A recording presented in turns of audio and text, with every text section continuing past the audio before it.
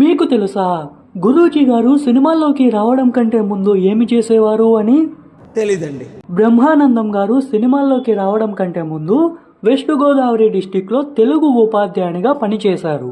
Fact number 2, మనం కుక్కల్ని పిల్లుల్ని ఎలా పెట్స్గా పెంచుకుంటూ ఉన్నామో దుబాయ్లో కొంతమంది షేక్లు పులులు సింహాలని తమ పెట్స్గా పెంచుకుంటూ ఉన్నారు.